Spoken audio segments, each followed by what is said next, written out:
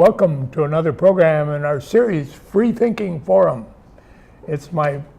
I'm Bill Weir, and it's a pleasure today to welcome Michael J. Lansing, a professor at Augsburg College, author of Insurgent Democracy. Michael, tell us about the nonpartisan league that this book is all about. Well, Bill, first of all, thanks for having me on. So the book is really the history of a short-lived political movement that started in North Dakota and spread to 12 other states, including Minnesota, in the late 19-teens. And by the mid-1920s, the movement had mostly gone away, but it had left a pretty stark influence in a variety of different places, including here in Minnesota. Well, I gather some people that have read the book have said that it's time to revive this kind of insurgent democracy. Catherine Stock, Lansing takes us back to a time when ordinary people fought to participate fully in democratic institutions, and believed adamantly in a marketplace that would serve all people.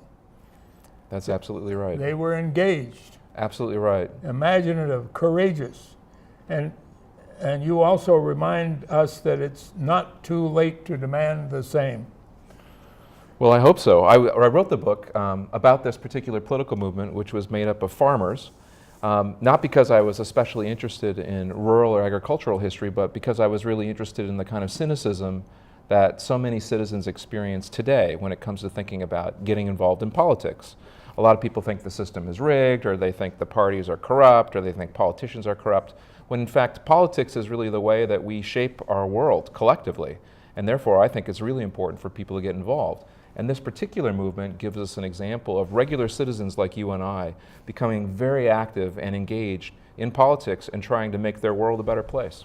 Well, who participated in the movement? So the movement was made up of agrarians. These are mostly wheat farmers in places like western Minnesota and North Dakota and South Dakota, eastern Montana, in the late 19-teens, and wheat was the main crop that these farmers were growing.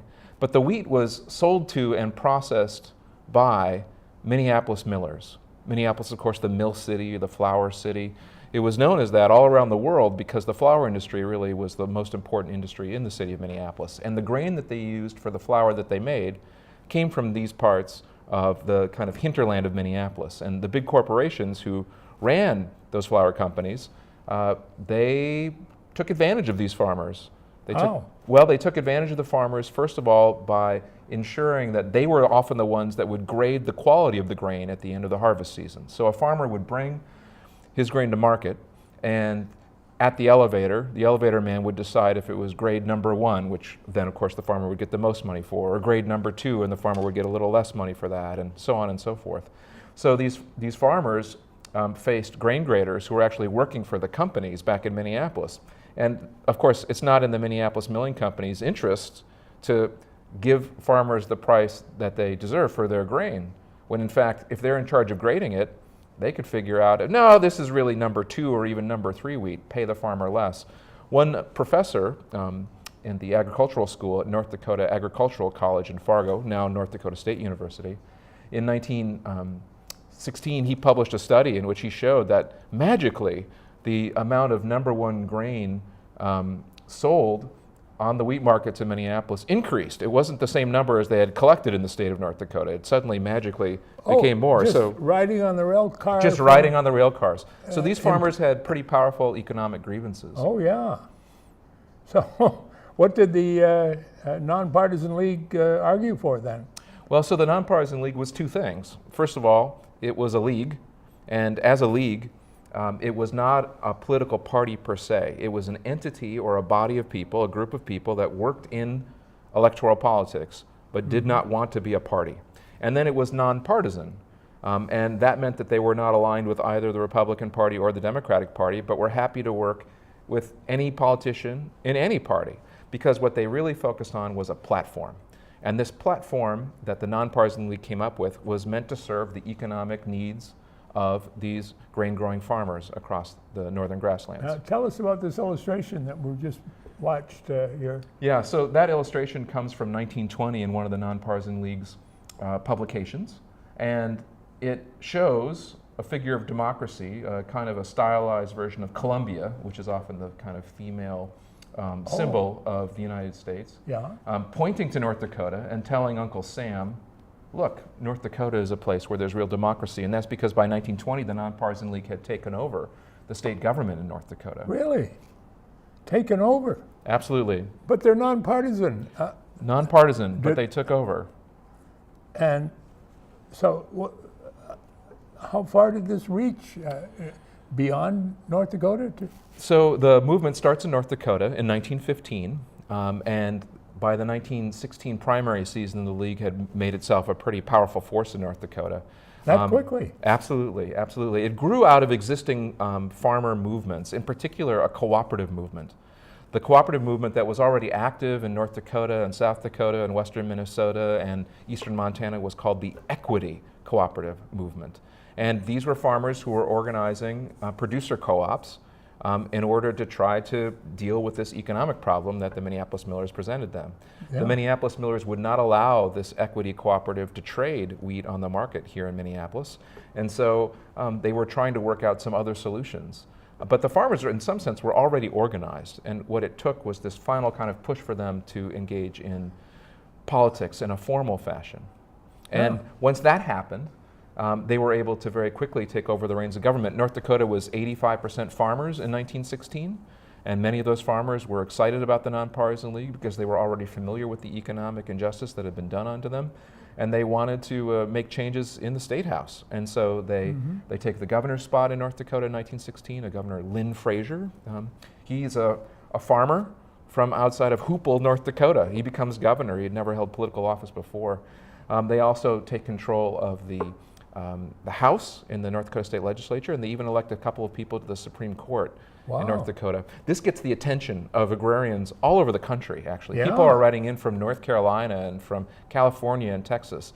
And how can we do it here? Exactly, exactly. Success like that in what seemed to be a really kind of quick timeline made it very attractive. And so the League ends up spreading first actually to Canada.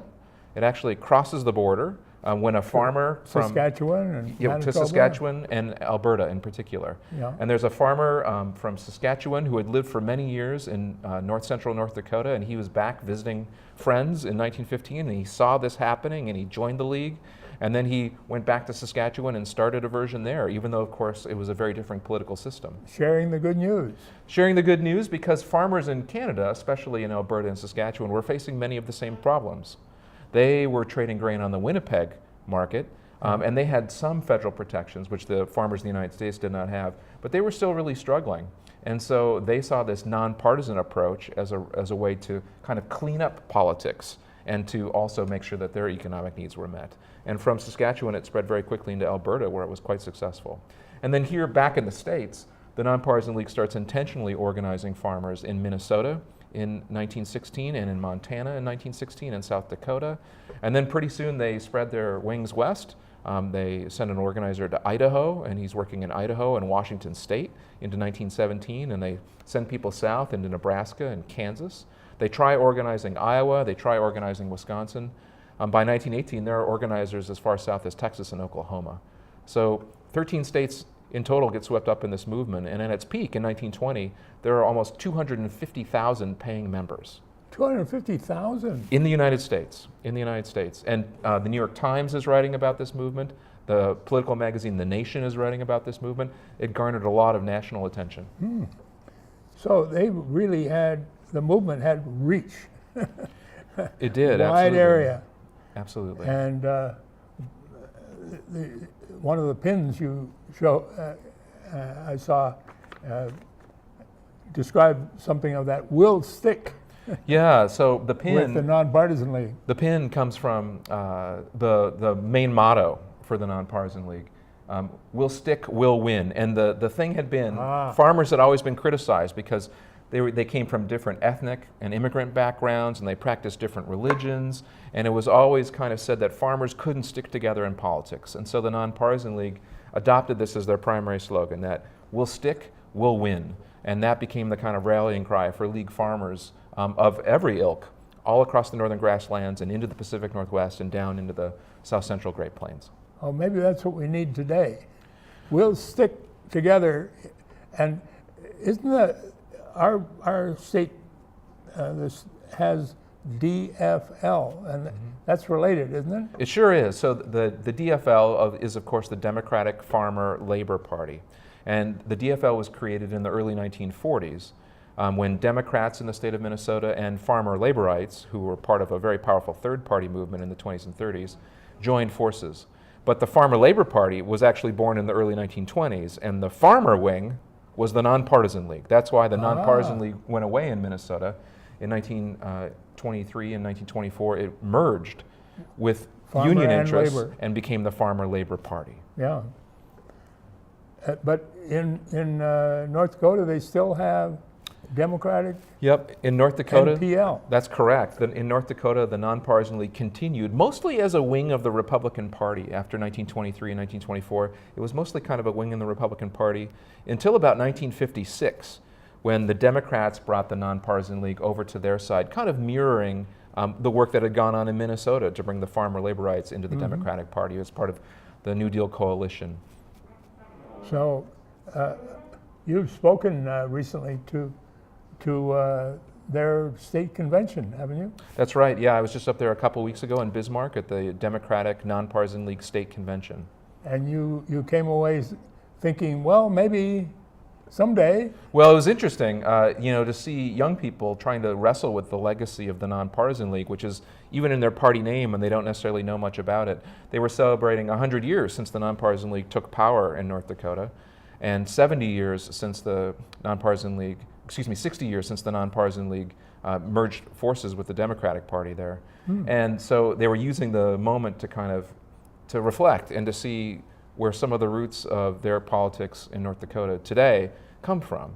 And of course in North Dakota, the Nonpartisan League story is still central because you have institutions that the Nonpartisan League created that still exist there in the state. Well, I think a lot of people don't understand how does nonpartisanship work? Well, nonpartisanship is something that I think is really foreign to us. I think you're absolutely right.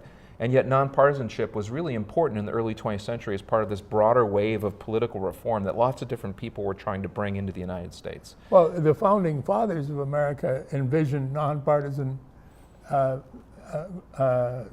situation. That's right. Initially they but did. Clearly we, early on, started forming political parties. Yeah, by the 1790s, almost immediately after the new government is set up under the Constitution of the United States, you have this two-party system emerge. But nonpartisanship in the early 20th century was seen as a way of increasing citizen access to policy-making decisions as well as policymakers. Nonpartisanship was seen as kind of a way to bypass or to get rid of kind of what were often seen as kind of corrupt party processes, guys in top hats and big cigars and smoke-filled rooms making decisions, even in political conventions. Kind of behind the scenes. It was all about this effort to democratize the American electoral system. And so nonpartisanship was used in a variety of ways. The League uses it because they're interested in bringing all these different farmers together around questions of economic equity. And so therefore they create a platform-based politics. They didn't care if a candidate was a Republican or they didn't care if that candidate was a Democrat. If that politician was willing to support the platform of the Nonpartisan League, as a nonpartisan body, the League could then deliver X number of votes in any particular place or constituency. They could say, okay, if you back our platform, we're going to deliver 20,000 votes. We will make sure that you get elected, and then you need to make sure this happens. So what does it mean that the Nonpartisan League brought a cooperative approach to politics? Is that? Yeah, that's something else that's really important, and I think it's really important for people today to think about. We know about cooperatives today.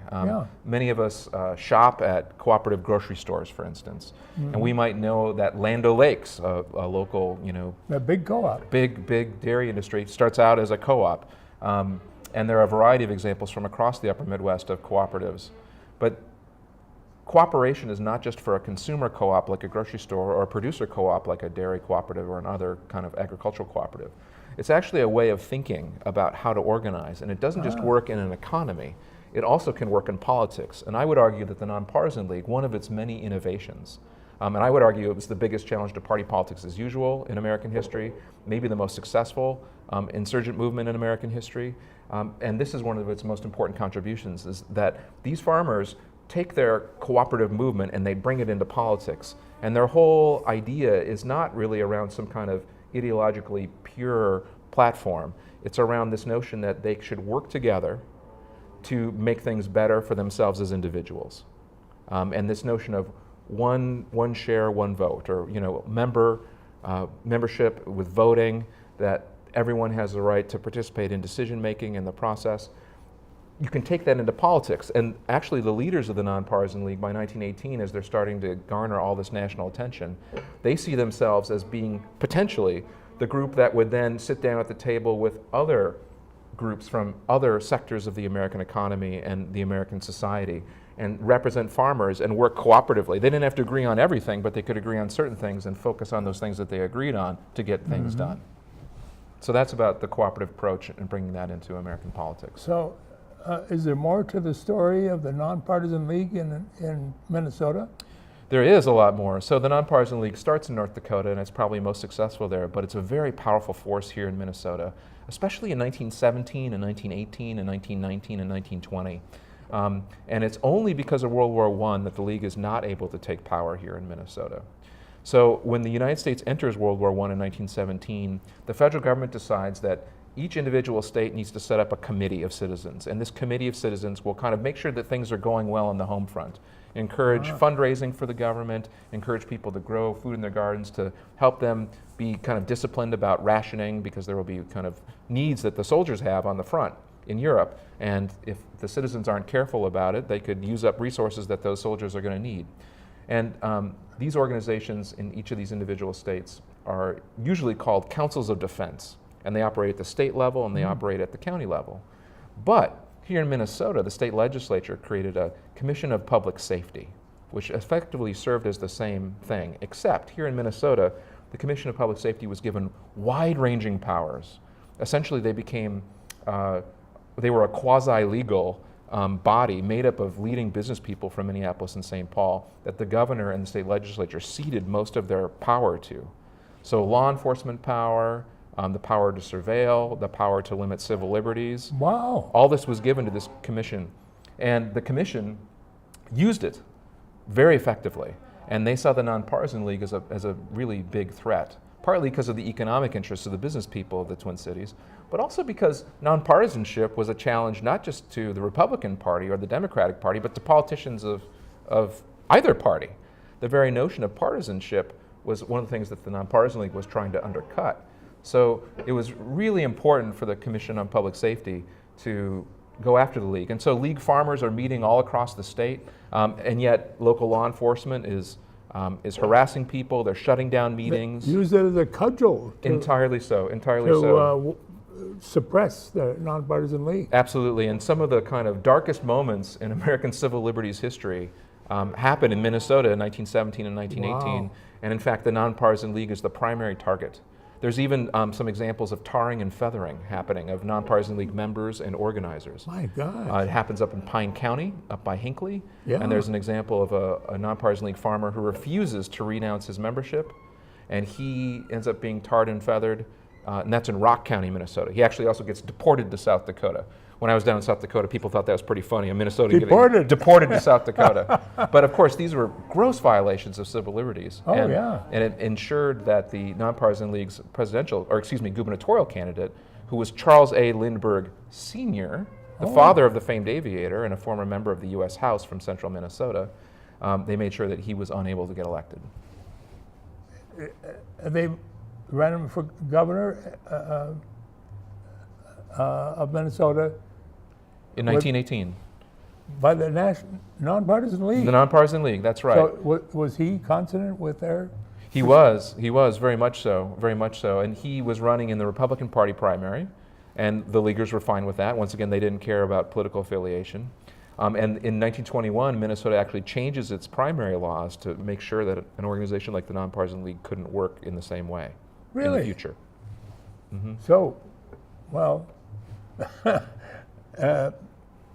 so they, well, do they have some way of communicating to the larger public? The Nonpartisan League? Yeah. Yeah, they sure did. So the 19 teens is the moment right before radio. And so newspapers are still the most important kind of mass communication that any organization can have. And the Nonpartisan League uses newspapers very skillfully.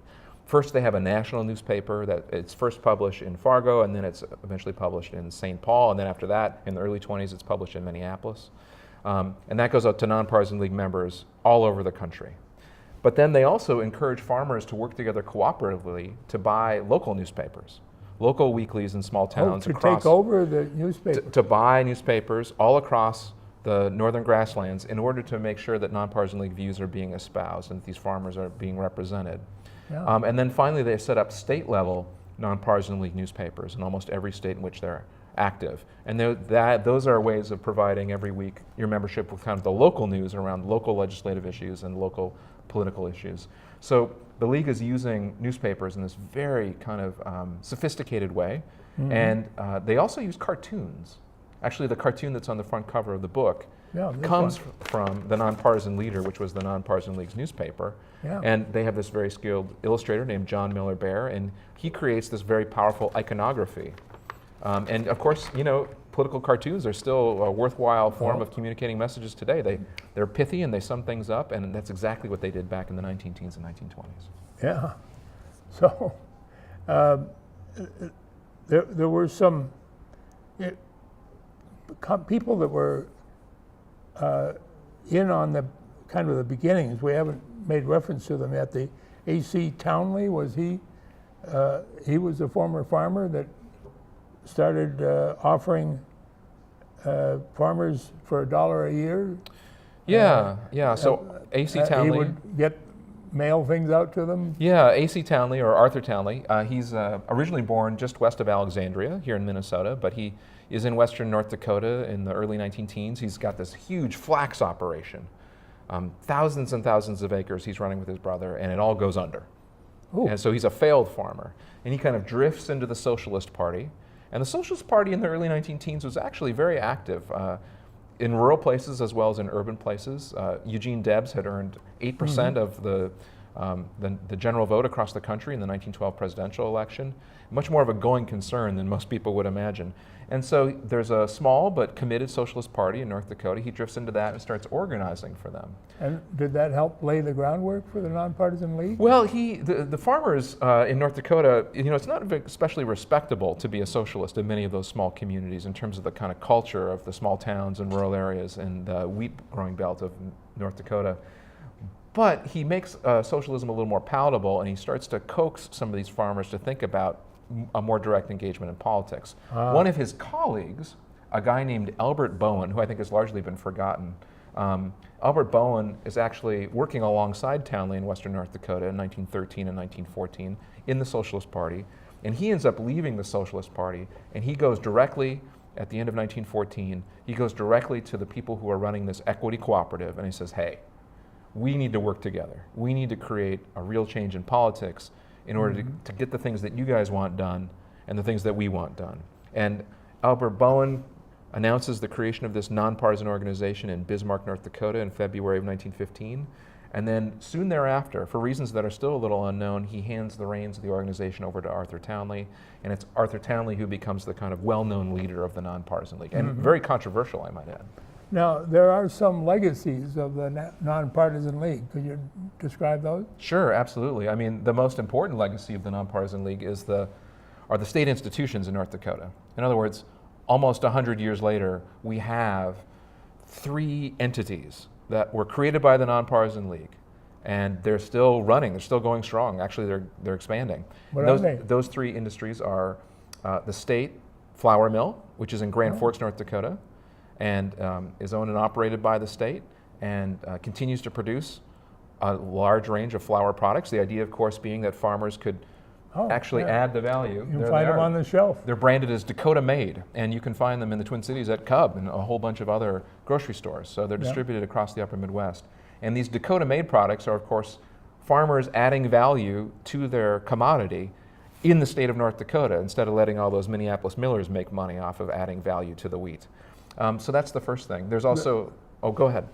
I think I've heard the phrase hub of corporate greed to describe some of these Minneapolis millers. Yeah, it's important to remember that these farmers were really thinking that Minneapolis was kind of a den of sin and iniquity, especially when it came to these questions of the wheat economy. And in many ways, they were right. They were absolutely right. So the state flour mill was a really important kind of lasting legacy of the Nonpartisan League.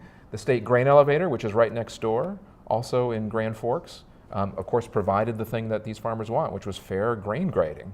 Really important. And then, of course, you don't have to transport all the way to Duluth or to Minneapolis.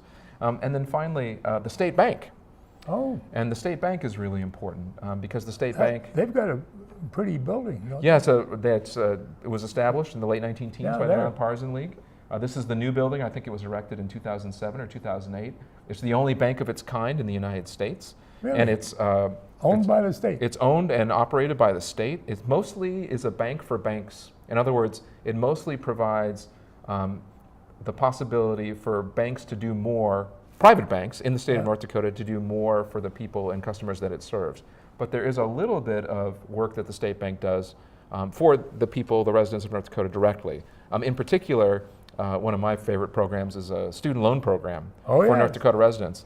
Helping the kids come to Augsburg. Well, or stay in state institutions, wherever they want to go. And I think that notion that there would be a bank that existed to serve the public and more broadly the public's interests, really important. So those are three kind of automatic, lasting legacies of the Nonpartisan League, and they're still standing, literally. And commentators continue to kind of marvel at the notion that North Dakota, which is a state that more recently has voted Republican almost every election year, has this bank and they have this flour mill and they have this elevator, and people see this as kind of crazy, like, wow, they think, oh, that's a red state, how could these socialist things exist? In fact, they're not socialist. They come out of this push for equity. They come out of this notion of cooperative movements.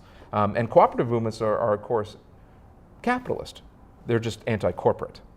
Cooperatives are operating in a capitalist system. They just have a different vision of what capitalism should look like and how it should work and who it should serve. Yeah. Well, I see one of the outstanding scholars who, San Francisco State University, winner of the Bancroft Prize, Charles Postel, he remarks on your book, "The farmers of the Nonpartisan League unleashed an anti-corporate insurgency about which most of us know too little. Yet their democratic experiments and their pursuit of alternative economic models offer invaluable insights." And you, Dr. Lansing, tell their remarkable story with the care and passion that it deserves. So we are indebted to you for writing this excellent book. And is there any closing comment you care to make in less than a minute? Yeah, I'd just like to say that I think the Nonpartisan League offers us an example of how regular citizens can get involved. And that's why I wrote the book. And it's not just about farmers or agriculture. It's really meant for us to look back into the past and find something useful. No movement like this will ever be replicated in exactly the same way. But these are regular people who decide to make a difference, and they are able to by working in a cooperative fashion. I think that's an important lesson for today. Maybe it's starting. Well, we'll find out soon enough. So, it's been a really great pleasure. I understand you have another book in the works. Well, I'm just starting work on a book about the food industry in Minneapolis, kind of the flip side to this book. Oh. So I'll see you in a few years. About what kind of company? Well, companies like General Mills and Pillsbury, ADM, and Cargill, the kind of ways in which the food industry, I'm really going to try to argue, grew out of Minneapolis, and in particular kind of processed foods and industrial foods. Wow. That's really a Minneapolis story. If any of you know of some things to add to Dr. Lansing's research on this, they can contact you at Augsburg College. Absolutely, absolutely. Good. Thank you so much for having me on. Oh, it's been a real pleasure. Excellent. So.